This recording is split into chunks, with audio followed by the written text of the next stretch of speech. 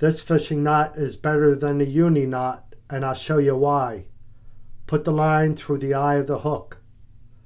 Now put it back through a second time. Pull the tag line back until that's tight on the eye of the hook.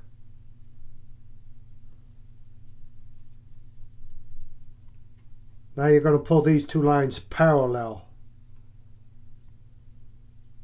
Now you're going to make a loop underneath these two lines like this.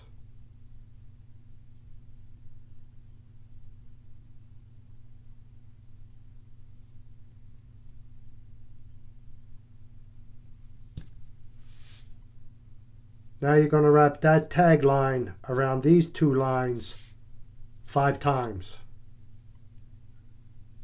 1, 2,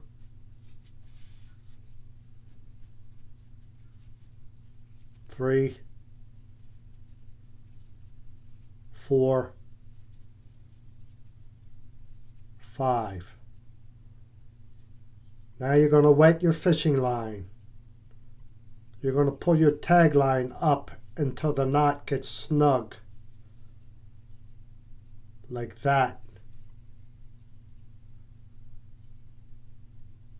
Now drop the tag line and pull the main line.